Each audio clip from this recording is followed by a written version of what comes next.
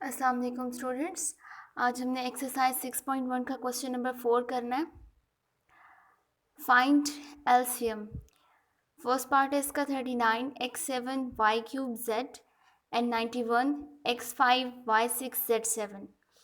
LCM हमें पता है क्या होता है। एलसीएम होता है common factors multiply with non common factors. तो हमने जो है वो सबसे पहले इसको फैक्टराइज करना है ताकि हम कॉमन और नॉन कॉमन फैक्टर्स जो है वो सेपरेट कर सकें। हमने 39 x7 y³ z को जो है वो इस तरह से लिखा। 39 को हमने फैक्टराइज करके लिख दिया 13 मल्टीप्लाई विद 3 और साथ में जो वेरिएबल्स हैं वो एज इट इज़ लिखती है। नेक्स्ट देखिए 91 x5 y6 z7। 91 को हमने स्प्लिट करके लिखा है 13 multiply with 7 x5 y6 z7 means कि वेरिएबल एज इट इज़ लिखती है। उसके बाद नेक्स्ट स्टेप हमने क्या करना है, हमने जो है वो कॉमन फैक्टर्स देखने हैं। कॉमन फैक्टर्स दोनों में फर्स्टली जो है वो क्या है 13। ठीक है, तो कॉमन फैक्टर्स हमने लिख दिए, उसमें फर्स्ट नंबर पे लिख दिया हमने 13। उसके बाद क्या है 3 7 कॉमन नहीं है, यहाँ पर है x की पावर 7 और यहाँ पर है x की पावर 5। तो इन दोनों में कॉमन क्या चीज़ होगी, ऑब्वियसली जो स्मॉलर पावर है वो दोनों में कॉमन होगी, मीन्स के x5 दोनों में कॉमन होगा। और नेक्स्ट देखें y³ है और यहाँ पर है y6, तो जो है वो y3 कॉमन होगा और यहाँ पर है z और z की पावर 7, तो ऑब्वियसली z कॉमन होगा। तो हमारे पास कॉमन फैक्टर्स का जो प्रोडक्ट है वो क्या आ गया 13 x5 y³ z। इसी तरह हमने नॉन कॉमन फैक्टर्स देखने हैं। नॉन कॉमन में आ गया 3 multiply with 7 multiply with x² यहाँ से बचा। ठीक है, x5 तो हमने कॉमन ले लिया था, x² यहाँ से नॉन कॉमन था और यहाँ से बच गया y³ और यहाँ से आ गया z6। ठीक है, अब इसे मल्टीप्लाई करें, ये हो गया 21 x² y³ z6। अब एलसीएम हमें पता है क्या होता है, product of common factors and non common factors. तो कॉमन फैक्टर्स हमने ये निकाले थे, उसकी जगह पर हमने ये रिप्लेस किया और नॉन कॉमन फैक्टर्स की जगह पर हमने ये लिख दिया। ठीक है, अब इसको आपस में मल्टीप्लाई करें तो हमारे पास आंसर आ जाता है 273 x7 y6 एंड z7। तो ये हमारे पास एलसीएम आ गया।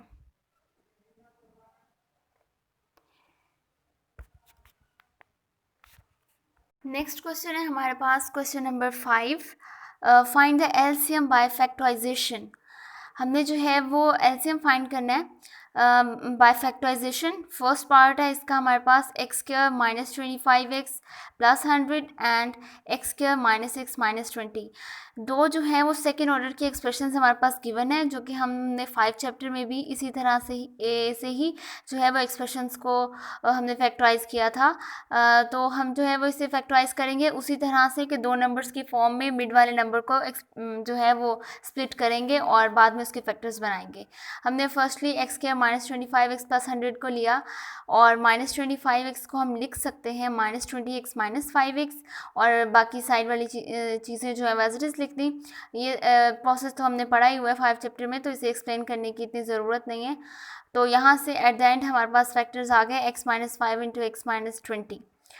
नेक्स्ट जो है हमारे पास x² माइनस x माइनस 20 है, इसको भी हमने फैक्टराइज किया। माइनस x को हमने फैक्टराइज किया as a minus 5x plus 4x और एट द एंड हमारे पास फैक्टर्स क्या आ गए x minus 5 into x plus 4।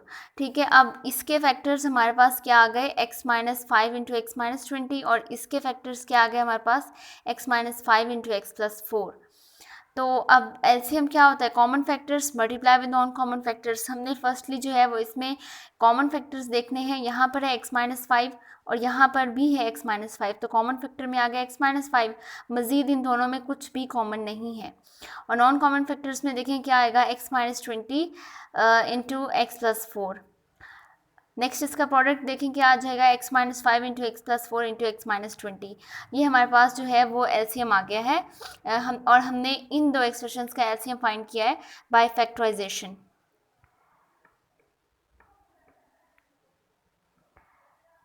Next देखिए इसका फोर्थ पार्ट है उसी क्वेश्चन का। 4 into x 4 minus 1, 6 into x cube minus x² minus x plus 1। तो इसमें जो है वो हमने एलसीएम फाइंड करना है बाय फैक्टराइजेशन। 4x4 माइनस 1 को हमने जो है वो स्प्लिट करना है फैक्टर्स की फॉर्म में। तो 4 मैंने एज इट इज़ लिखा और x4 को हम लिख सकते हैं x2 की पावर 2। ठीक है, इसको भी हम अगर जो है वो क्लोज करें तो ये x4 बनता है। और 1 को मैंने लिख दिया 1 स्क्वायर, क्योंकि ऐसा करने से फ़र्क तो कोई नहीं पड़ेगा। 4 एज इट इज़ लिखा और यहाँ पर है x2 का स्क्वायर माइनस 1 का स्क्वायर।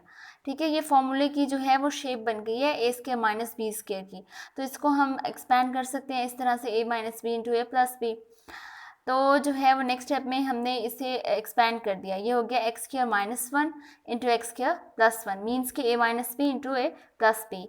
4 को मैंने लिख दिया 2 मल्टीप्लाई विद 2 और यहाँ से एक्स स्क्वायर माइनस 1 है तो इसे मैं अगेन फार्मूला अप्लाई कर रही हूँ ये वाला। ठीक है, इसे हम अगेन लिख सकते हैं इस तरह से एक्स स्क्वायर माइनस 1 स्क्वायर, तो वो इस तरह की शेप बन जाएगी। तो उसे हमने फिर से स्प्लिट किया x minus 1 into x plus 1 की फॉर्म में और एक्स स्क्वायर प्लस 1 हमने एज इट इज़ लिख दिया। नेक्स्ट हमने उठाया ये 6x cube minus x square minus x plus 1। अब जो है वो 6 एज इट इज़ रहने दिया और यहाँ पर है एक्स क्यूब, यहाँ पर है एक्स स्क्वायर, तो इन दोनों में से एक्स स्क्वायर हम कॉमन ले सकते हैं। मैंने वही किया, एक्स स्क्वायर बाहर कॉमन लिया, अंदर बच गया एक्स माइनस 1। ठीक है, क्योंकि एक्स स्क्वायर तो यहाँ से कॉमन ले लिया तो अंदर बच गया 1 और यहाँ पर है माइनस एक्स प्लस 1। बज़ाहिर इसमें से कुछ भी कॉमन नहीं है, लेकिन हमने जो है वो इसको शेप बनानी है, प्रॉपर शेप बनानी है। जैसे यहाँ पर एक्स माइनस 1 है, यहाँ पर भी हमें एक्स माइनस 1 बनाना है ताकि हमारे फैक्टर बन सकें। तो इस वजह से मैंने यहाँ से जो है वो माइनस 1 कॉमन ले लिया और अंदर बच गया एक्स माइनस 1। ठीक है, पहले मैंने इन दोनों में से एक्स स्क्वायर कॉमन लिया, उसके बाद इन दोनों में से माइनस 1 कॉमन लिया। 6 मैंने एज इट इज़ लिख दिया नेक्स्ट स्टेप में और यहाँ से यहाँ पर भी एक्स माइनस 1 है, यहाँ पर भी एक्स माइनस 1 है, तो दोनों में से हम कॉमन ले लेते हैं। एक्स माइनस 1 बाहर आ गया, अंदर बच गया एक्स स्क्वायर माइनस 1, यहाँ पर ये आ गया। उसके बाद हमने नेक्स्ट स्टेप में उसे जो है वो ब्रैकेट ओपन करके लिख दिया 6 into x minus 1 into x square minus 1। अब 6 है, 6 को हम लिख सकते हैं 2 मल्टीप्लाई विद 3 और x minus 1 as it is आ गया। एक्स स्क्वायर माइनस 1, यहाँ पर जो है वो अगेन ये फॉर्मूला अप्लाई कर दिया, ये क्या बन जाएगा x minus 1 into x plus 1। तो फाइनली इसको एक्सपैंड करके हमारे पास ये एक्सप्रेशन बन गया और इस चीज़ को एक्सपैंड करके हमारे पास ये बन गया था। अब एलसीएम ऑब्वियसली क्या होता है, कॉमन फैक्टर CF मीन्स के कॉमन फैक्टर, मैंने उसे शॉर्ट फॉर्म में लिख दिया है। और non common factors, common factor की जगह पर जो है वो आप क्या देख रहे हैं, फर्स्टली क्या है, दोनों में 2 कॉमन है तो 2 लिख दिया। उसके बाद क्या कॉमन है, x माइनस 1 कॉमन है दोनों में, वो लिख दिया। उसके बाद यहाँ पर x प्लस 1 है, यहाँ पर भी x प्लस 1 है, तो मैंने यहाँ पर x प्लस 1 लिख दिया। और उसके बाद जो है मज़ीद इसमें कुछ भी कॉमन नहीं है। और अब जो है वो इन दोनों में से, इसमें से और इसमें से हमने क्या करना है, हमने नॉन कॉमन फैक्टर्स देखने हैं। नॉन कॉमन में सबसे पहले तो आ जाएगा 2, ये तो पहले हम ले चुके थे, ये जो है वो नॉन कॉमन है। तो नॉन कॉमन में लिख दिया 2 मल्टीप्लाई विद 3, ये वाला 3 यहाँ से इधर लिख दिया मैंने। और यहाँ से x माइनस 1 हम कॉमन ले चुके थे, x प्लस 1 भी हम कॉमन ले चुके थे, तो क्या बच गया x स्क्वायर प्लस 1, वो मैंने लिख दिया यहाँ पर x स्क्वायर प्लस 1। इसमें से क्या देखें, जो है वो हम 3 तो पहले लिख चुके हैं और साथ में क्या x माइनस 1 ऑलरेडी कॉमन है, एक x माइनस 1 तो कॉमन है, दूसरा x माइनस 1 जो है वो नॉन कॉमन फैक्टर में आएगा, तो वो लिख दिया मैंने। और x प्लस 1 वो तो ऑलरेडी कॉमन हम ले चुके हैं। ठीक है, कुछ भी नहीं किया, बस इसमें से कॉमन अलग करके लिख दिया और नॉन कॉमन अलग करके लिख दिए। अब उसके बाद इन सबको मल्टीप्लाई कर दें, ये 2 हो गया, multiply with 2 multiply with 3, number separate कर दिया। उसके बाद x माइनस 1 एक्स प्लस 1 हो गया और ये x स्क्वायर प्लस 1 और ये x माइनस 1। इसको मल्टीप्लाई किया, 2 मल्टीप्लाई विद 2 4, 4 मल्टीप्लाई विद 3 12 हो गया। और इसको क्लोज करके लिखा, क्या बन गया, एक्स स्क्वायर माइनस 1। इस वाले फॉर्मूले की ये वाली शेप बनी हुई थी, हमने ये वाली बनाई है। उसके बाद x square plus 1 as it is लिख दिया और x माइनस 1 भी एज इट इज़ लिख दिया। 12 एज इट इज़ लिखा और एक्स स्क्वायर माइनस 1 है, यहाँ पर एक्स स्क्वायर प्लस 1, तो दोनों को जो है वो क्लोज किया इसी फॉर्मूले की मदद से, तो वो बन गया x4 minus 1 into x minus 1। तो ये हमारे पास आंसर है। नेक्स्ट क्वेश्चन है हमारे पास question number 6। For what value of k is x plus 4 the HCF of x square plus x minus into 2k plus 2 and 2x square plus kx minus 12? मतलब कि k की किस value के लिए x+4 इसका HCF है और इसका HCF है, ठीक है।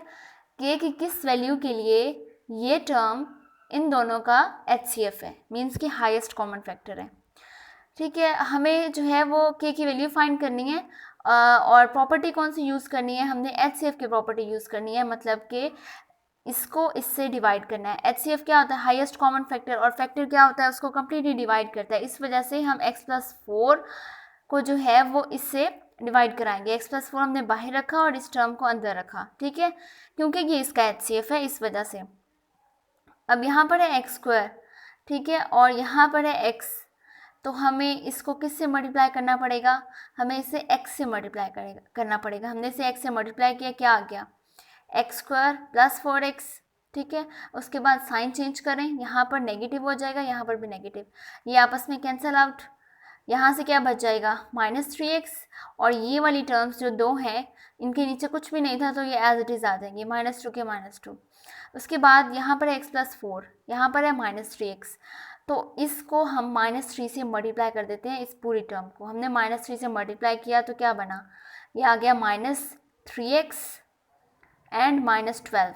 अब यहाँ पर है -2 के, तो मैंने इसके नीचे नहीं लिखा क्योंकि आगे कांस्टेंट एक था, तो मैंने उसके नीचे लिख दिया -12। उसके बाद साइन चेंज कर दिए, ये कैंसिल आउट हो गया, ये बच गया, नीचे आ गया -2 के, और यहाँ पर था -2, यहाँ पर है +12, तो सिंप्लीफाई करके क्या आ गया, +10। तो हमें क्या गिवन था, हमें गिवन था कि ये x+4 जो है वो HCF है इन दोनों का। तो मैंने कहा कि as x+4 is HCF of x² + x -2 के +2, सो रिमाइंडर विल बी 0। ऐसा क्यों कहा, हम HCF क्या होता है, HCF होता है हाईएस्ट कॉमन फैक्टर, मीन्स के कॉमन फैक्टर, और कॉमन फैक्टर मीन्स के फैक्टर होता है। और जब कोई हम कहते हैं कि ये नंबर उसका फैक्टर है तो इट्स मीन वो उसे कम्प्लीटली डिवाइड करता है, और कम्प्लीटली डिवाइड करने से मुराद ये होता है कि रिमाइंडर हमारे पास 0 आएगा। तो इस वजह से मैंने कहा कि इससे डिवीजन होने के बाद जो रिमाइंडर आया उसको हम 0 के इक्वल रख देंगे। उसे मैंने 0 के इक्वल रखा और यहाँ से मैंने k की वैल्यू फाइनलाइज कर ली, जो कि हमारे पास आ गई 5, ठीक है। हमने HCF की प्रॉपर्टी यूज़ करते हुए k की वैल्यू कैलकुलेट की है। नेक्स्ट क्वेश्चन देखें, क्वेश्चन नंबर 7 है, if x+3 × x - 2 is the HCF of p of x is equals to x+3 × 2x² - 3x + k and q of x is equals to x - 2 × 3x² + 7x - l, find k and l। हमने क्या करना है, हमने वही पिछले question की तरह HCF की प्रॉपर्टी यूज़ करनी है और k और l की वैल्यूज़ फाइंड करनी है। पिछले जैसा ही प्रोसेस है, कोई इसमें चेंजिंग नहीं है। तो हमारे पास क्या था कि ये HCF है p of x का और q of x का, ठीक है। इसका मतलब ये इसको डिवाइड करेगा और यही टर्म इसको डिवाइड करेगी। पहले हमने कहा कि हम p of x से जो है वो डिवाइड कराते हैं, इसको हमने लिखा ऊपर p of x की वैल्यू लिख दी ये वाली, और नीचे हमने जो है वो जो उसका HCF था उसकी वैल्यू लिख दी। x+3 से कैंसिल आउट हो जाएगा और यहाँ से बच जाएगा 2x² - 3x + k / x - 2। अब ये टर्म हमारे पास बच गई है। हमने जो है वो उसके बाद डिवीजन का प्रोसेस करना है। 2x² - 3x + k होगा और यहाँ पर आ गया x - 2, यहाँ पर है 2x²। हमने इस एक्सप्रेशन को 2x से मल्टीप्लाई किया तो हमारे पास ये बन गया 2x² - 4x, साइन चेंज किए, ये कैंसिल आउट हो गया और यहाँ से बच गया +x + k। यहाँ पर है x, तो मैं इसे 1 से मल्टीप्लाई कर दूँ तो ये बन जाएगा x - 2, साइन चेंज किए, ये कैंसिल आउट हो गया, यहाँ से बन गया k + 2। और मैंने पिछले क्वेश्चन की तरह इसे 0 के ऊपर रख दिया क्योंकि हमारे पास गिवन था कि ये x - 2 इसका क्या है, इसका HCF है। इस वजह से मैंने इसको जो है वो 0 के ऊपर रख दिया। उसके बाद हमारे पास k की वैल्यू क्या आ गई, k की वैल्यू हमारे पास आ गई -2। हमने वही प्रॉपर्टी यूज़ की और हमारे पास k की वैल्यू क्या आ गई, -2। उसके बाद जो है वो सेकंड एक्सप्रेशन जो गिवन था उसको हमने डिवाइड कराया HCF से, x माइनस टू से कैंसिल आउट हो जाएगा और बाकी बच गया 3x² plus 7x minus L over x plus 3। k की वैल्यू तो हमने फाइंड कर ली थी, अब हमने l की वैल्यू फाइंड करनी है। उसी तरह से इसको जो है वो एज ए डिवाइडेंड ले लिया, x प्लस 3 को एज ए डिवाइजर ले लिया और उसी तरह से डिवाइड किया। इसमें कोई डिफिकल्टी नहीं है, सिंपल डिवीजन है अलजेब्रिक एक्सप्रेशन की। तो यहाँ से हमारे पास बना था -l प्लस 6, ये इसका HCF है। इस वजह से हमने इस रिमाइंडर को 0 के इक्वल रखा और यहाँ से L की वैल्यू क्या फाइनलाइज कर ली 6। K की वैल्यू हमारे पास आ गई और L की भी वैल्यू आ गई। हमने क्या प्रॉपर्टी यूज़ की, हमने HCF की प्रॉपर्टी यूज़ की। नेक्स्ट क्वेश्चन है हमारे पास क्वेश्चन नंबर 8, मगर उसे सॉल्व करने से पहले हमें जो है वो कुछ एक्सप्रेशंस के बारे में पता होना चाहिए। आपकी बुक पर पेज नंबर 117 पर जो है वो मिड में एक एक्सप्रेशन दिया हुआ है, ये वाला LCM multiply with HCF is equals to P of x multiply with Q of x। मतलब कि अगर कोई से दो एक्सप्रेशंस गिवन है P ऑफ x और Q ऑफ x और उनका जो है वो LCM भी गिवन है और HCF भी गिवन है, तो अगर उन दोनों पॉलिनोमियल्स का प्रोडक्ट लें तो वो इक्वल आएगा LCM और HCF के प्रोडक्ट के। ठीक है, इसी फॉर्मूले से, ये एक इक्वेशन है, तो इसी हम जो है वो एक्सप्रेशन से या फॉर्मूले से जो है कुछ डिडक्शंस कर लेते हैं कि अगर हम HCF को इस साइड पर ले जाएं, ठीक है, और हमारे पास दो पॉलिनोमियल्स, दो एक्सप्रेशंस गिवन हो और साथ में HCF गिवन हो, तो हम उसका एलसीएम कैलकुलेट कर सकते हैं। इसी तरह अगर एलसीएम गिवन है तो हम HCF फाइंड आउट कर सकते हैं, और अगर हमारे पास एलसीएम और HCF दोनों ही गिवन है और एक पॉलिनोमियल, एक एक्सप्रेशन या पॉलिनोमियल गिवन है, तो हम जो है वो दूसरा फाइंड आउट कर सकते हैं। और इस तरह से हम जो है हमने ये चार चीज़ें जो है वो इस फॉर्मूले से डिडक्ट कर ली। अब हम चलते हैं क्वेश्चन नंबर 8 की तरफ। क्वेश्चन नंबर 8 है हमारे पास, the LCM and HCF of two polynomials P of x and Q of x are 2 into x4 minus 1 and x plus 1 into x square plus 1 respectively. If P of x is equals to this, find Q of x. LCM and HCF of two polynomials are these expressions. ये LCM है और ये HCF है, ठीक है, उन्होंने respectively कह दिया, इस वजह से LCM ये है तो ये LCM हो गया, ये HCF हो गया, ये आ गया हमारे पास।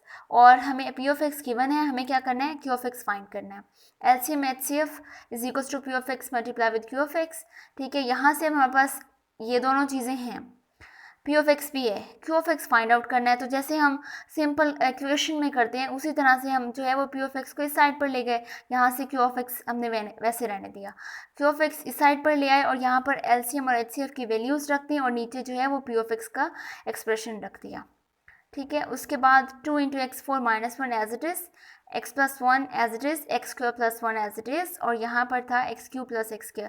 यहाँ से आप जो है वो x² कॉमन ले लें, अंदर बच जाएगा x plus 1, और यहाँ से आप +1 कॉमन ले लें, अंदर बच जाएगा x plus 1।